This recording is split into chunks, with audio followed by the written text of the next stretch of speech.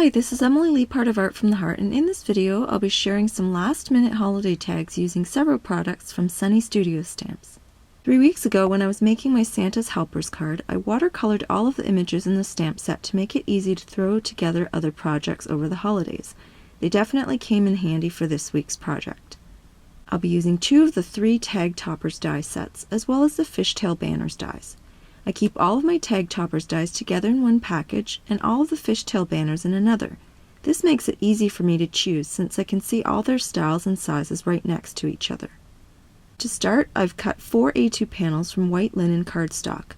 I don't really know what size my tags will end up, but this way I have room to work. I'm using the second largest of the crescent Tag Toppers and the third largest of the traditional Tag Toppers dies. I use the lines on my grid mat and a design ruler to make sure they're attached to the panel straight. This way, when I use my trimmer to create the sides of the tag, I know they're perpendicular to the top of the tag. I use removable tape to hold the dies in place and run them through my Big Shot. Here's what the tops look like after they're die cut. I'll repeat the process on the other 2 tags since I want to have 2 crescent-shaped tags and 2 traditional-shaped tags. Now I use my trimmer to cut straight down from each end of the tag dies. I do this with each of the 4 tags, and now I can assign one of the colored images to each tag. Then I'll assign a different sentiment to each of those tags. All of the sentiments are also from the Santa's Helpers stamp set. I love it when a single stamp set has tons of images and sentiments to choose from. This is a true sign of a versatile stamp set. I played around with the hole enforcers, but I decided not to use them in the end because they competed with the images. Sometimes you just have to try a bunch of options before deciding whether they're necessary. As you can see, I also turned the dog images sideways on the tag since they didn't seem to fit with the width of the tag very well. Now I'm ready to die cut the bottoms of the tags using the Fishtail Banners dies.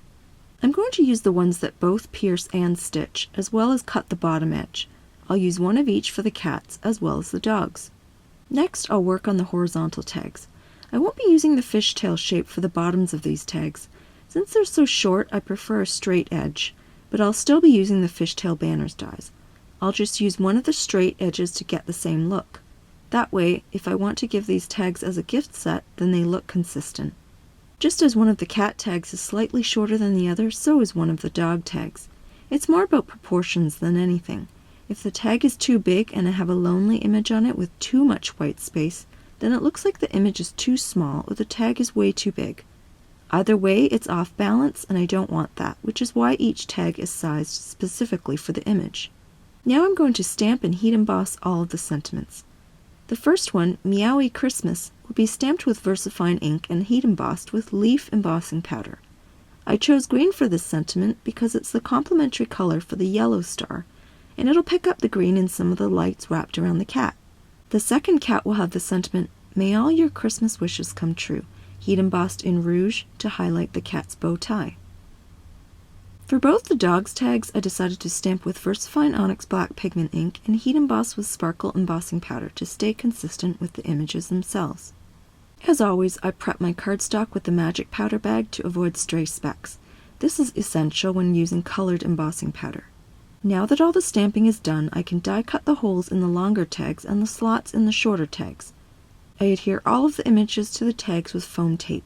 I'm going to use neutral colored embellishments on the tags to keep the watercolors in focus. I love this black and white chevron ribbon. I usually cut ribbon to about 3/4 the length of the tag. That seems to be the perfect proportion for me. I cut the fishtail on one end of the ribbon and thread the straight edge through the hole before cutting it, since the threading usually causes fraying. Once the ribbon is through the hole, I can cut the second fishtail. I repeat the process for the other 3 tags, and now I'm ready to secure the ribbon with string.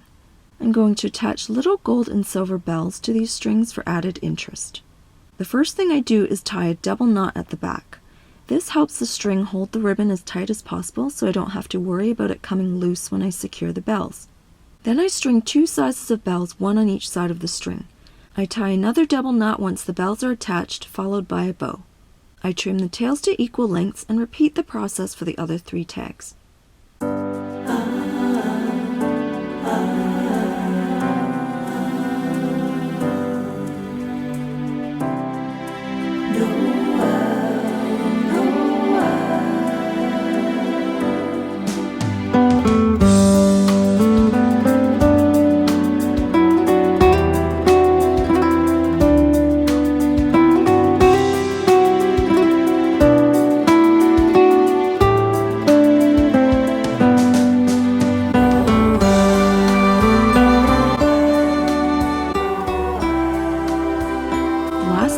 is put a micro glue dot under the knot of the string so it doesn't slip and come undone.